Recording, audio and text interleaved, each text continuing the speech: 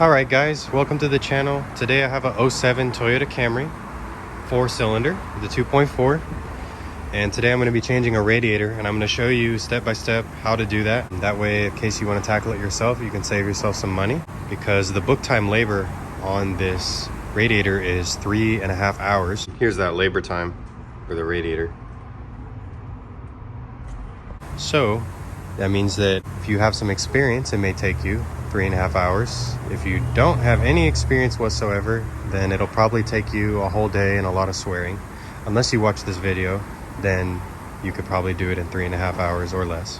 And of course, the goal is always less time. So if you have one of these older Camrys, mid 2000s, early 2000s, typically where the radiators like to leak is right here along the tank, around the top.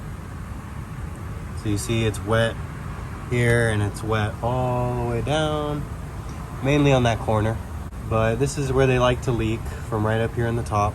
So in order to change this radiator, the bumper has to come off, the bumper cover. So I'm actually going to do that as the first step, and I'm going to show you guys. It's really not that bad, so don't get intimidated. So on the bumper cover, there is a 10mm bolt right here. So remove that. And then this Phillips head, and then there's one on the other side. You're going to want to take those out.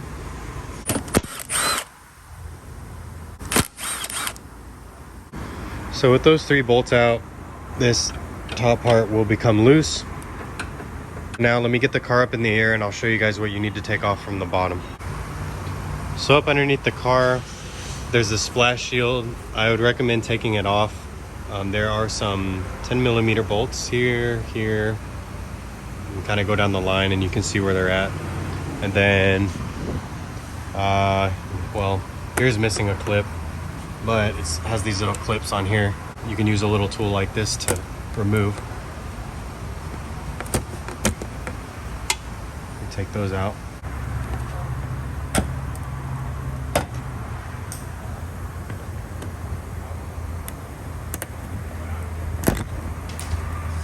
And these little push pin clips on the Toyotas, they usually break when you take them out. So I've ordered a pack of these on Amazon. They're like 10 bucks or something, but for 10 bucks for a whole pack, it's pretty good. So now I'm gonna take out the rest of these 10mm bolts.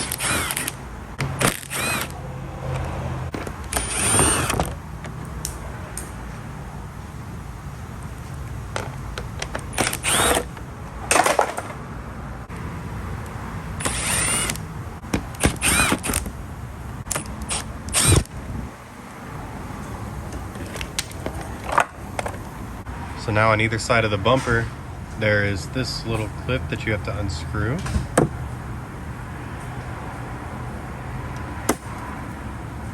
So it should be to where you turn it 90 degrees.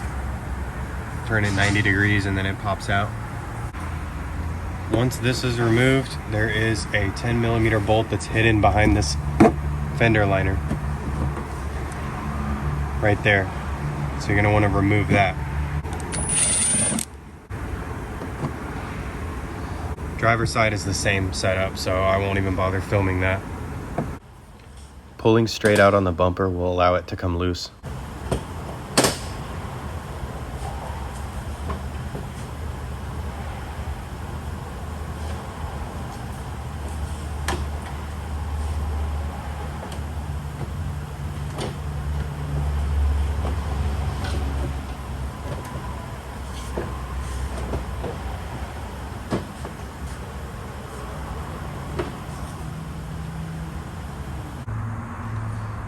The next thing I'm gonna have to do is work on getting this crossbar off. So I gotta get the horns off. These two 12mm bolts.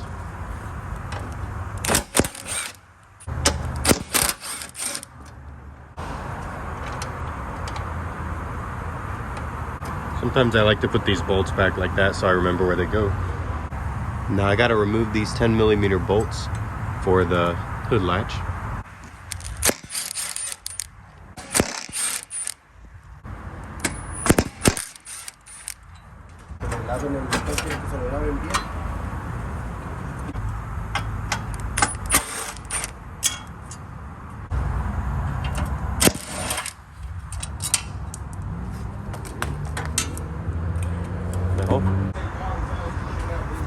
Now these two 10mm bolts need to come out.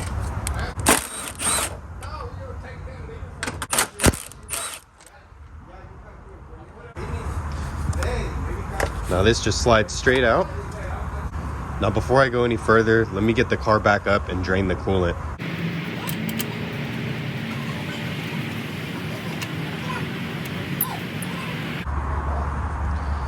Remove the radiator cap so that way when you drain the coolant, it drains easier. So I got the car up in the air. Now normally if I have to drain the coolant out of a car for any reason, I normally just disconnect the lower radiator hose and let it drain that way. This thing does have a drain cock or a pet cock, and I do not like draining them this way because if this has been in there a while, sometimes this plastic, it strips or breaks and then you have to replace the radiator. But since I'm changing the radiator anyway, I'll go ahead and drain it this way.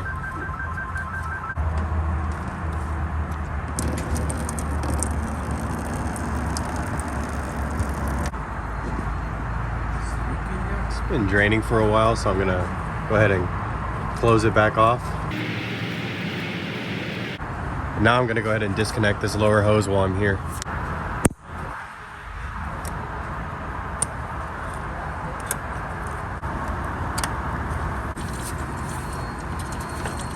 And while you're up here draining the coolant, now would be a good time. These transmission cooler hoses, this one and this one, need to be removed. Just slide the clips back.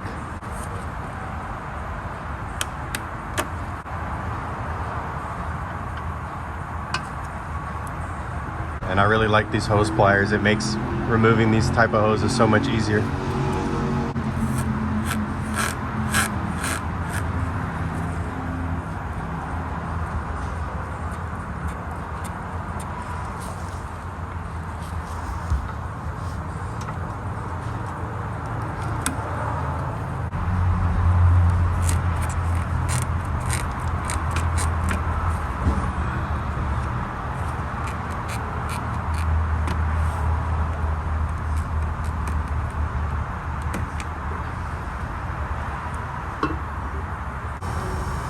So back up here on top, I'm going to go ahead and remove this hose.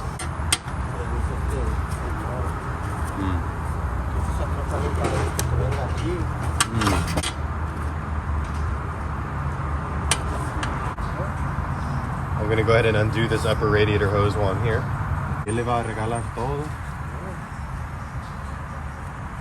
Ayer le quería cobrar a Cristina $20 por el cambio de aceite. ¿Quién? ¿Yo? ¿Y se enojó? ¿Quién? ¿Cristina se enojó? No, yo le dije yo que no. Que cobra todo. Ajá, le dije, hey, ayúdale de esta trabajadora.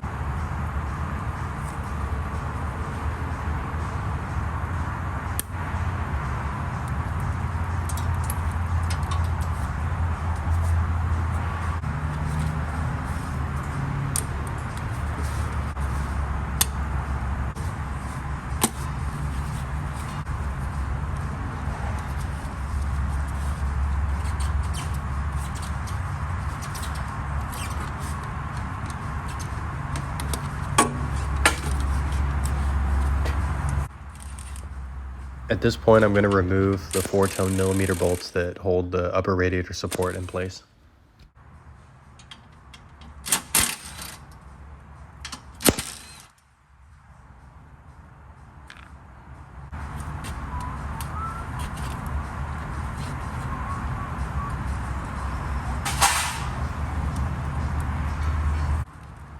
Next, the wiring harness for the cooling fans needs to be disconnected and set aside.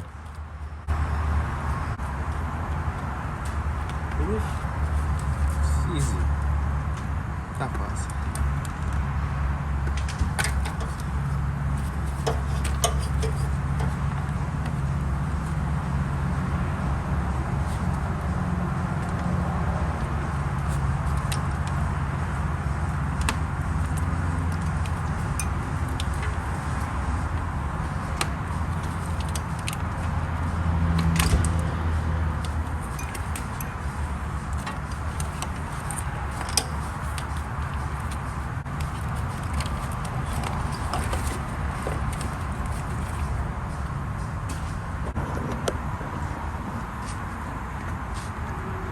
Now right here, this 10 millimeter bolt where the condenser bolts to the radiator, there's one here, and then there's two down here, one here and one down there. So there's 4 10 millimeter bolts in total. You're gonna wanna undo those to separate the radiator and condenser, and then from there you can pull the radiator and the cooling fan and everything straight up out of the car.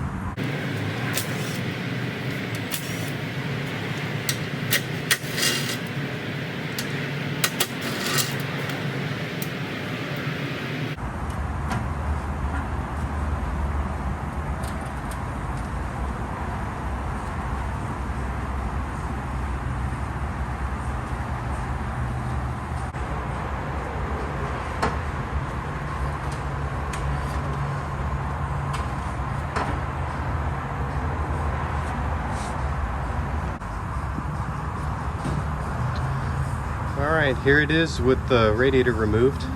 So I got this hose off because I'm changing it, and then I'm going to go ahead and take this hose off as well because I'm going to be replacing both hoses. And then the only thing left, I got to swap over the cooling fans to the new radiator. So I got the new radiator here, and to swap the cooling fan over, it's very straightforward. See, there's 3 spots where it's got these plastic tabs here, one in the middle, and then over here on the side, and then down here it's got these tabs that just insert into the radiator. The way I actually like to do these, with one hand I like to pinch this, and with the other hand I like to take a screwdriver and stick it here and twist it and pull it out. So I'm gonna do that right now.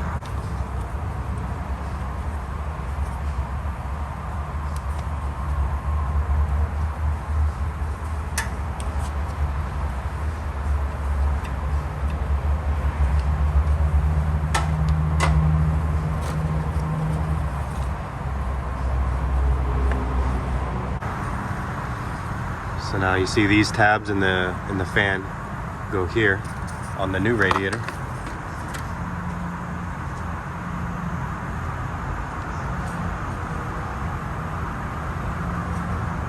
Once you line up both sides,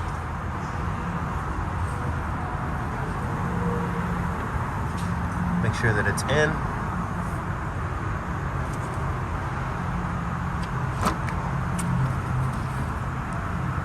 And it just snaps into place.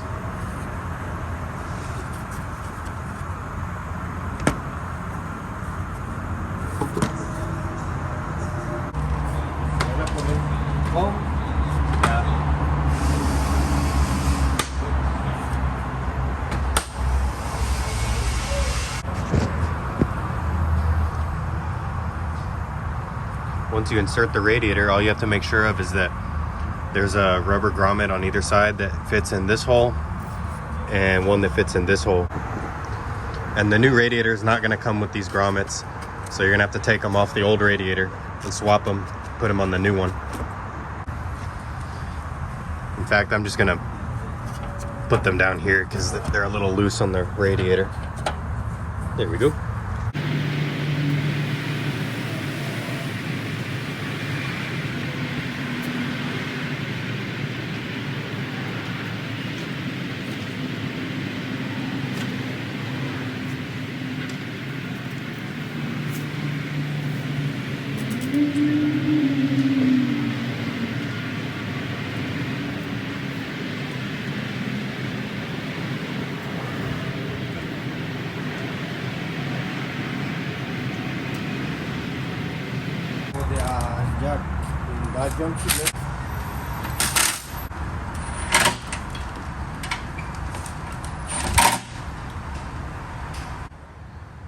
Be sure to reinstall the rubber grommets on the top of the radiator as well before you put the upper radiator support back in place.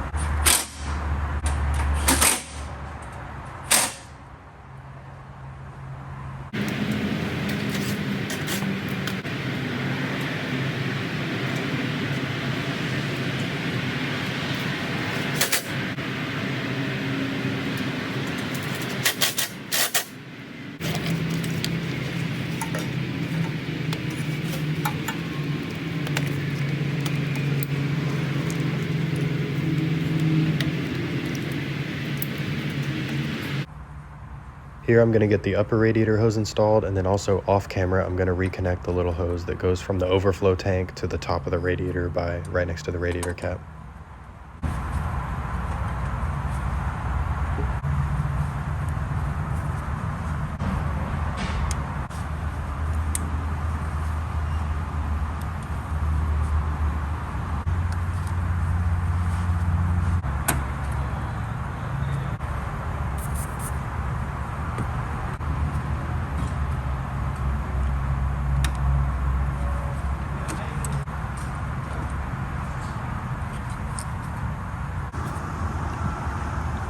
So I got the upper hose on.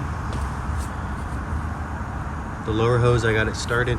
I just need to connect it down there. So at this point I need to get the car back in the air.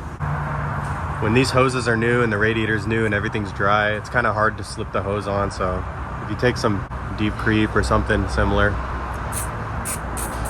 give it a little squirt, that way things can slide on easier.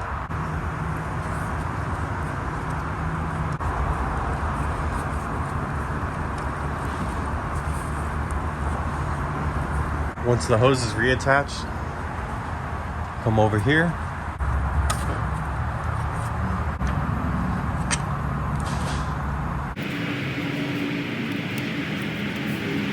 And these hoses can be reattached. One advice I would have with radiators, I've had some every now and again to where these little fittings, they actually come in the box kind of loose. So I always take a crescent wrench and just double check and make sure these are tight here and here. That way you don't have any fluid leaking. But in this case, I checked this one and it was already tight, so. Yeah, sure. Let me give it some hang on 1 second, Chad.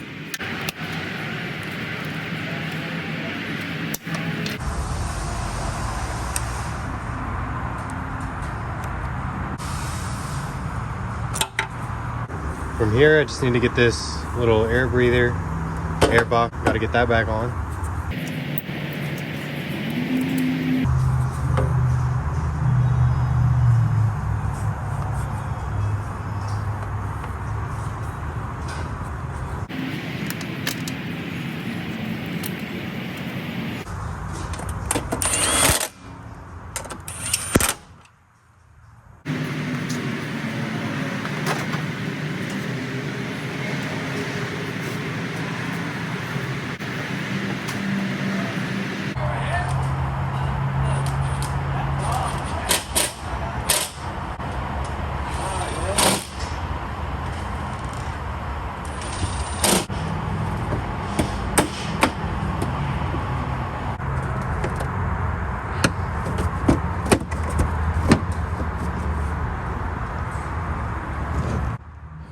I don't show it here, but make sure to reinstall your 10mm bolt on either side that holds the bumper to the fender.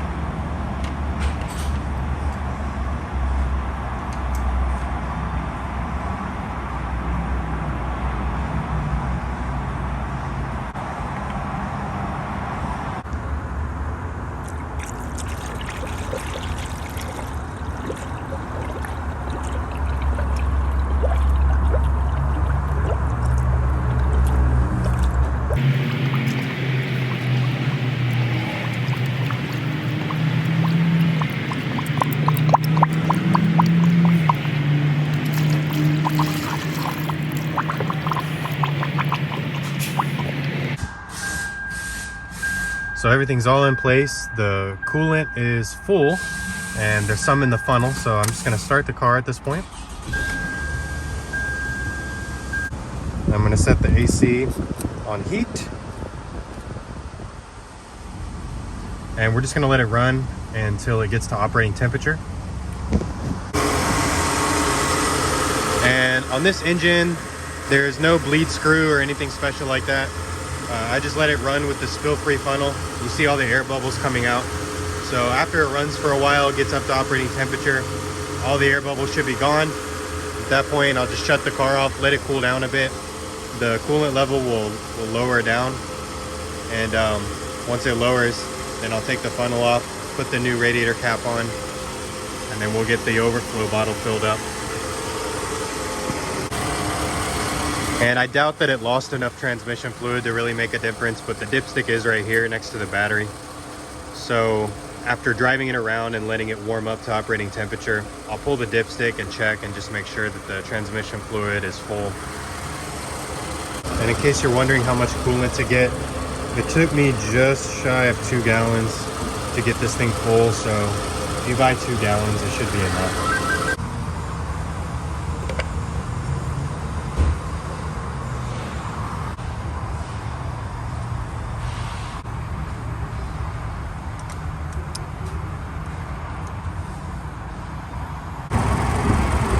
Alright, so I've driven it, filled up the overflow tank, and so we are good to go. And that's how you change a radiator on an 07 Camry.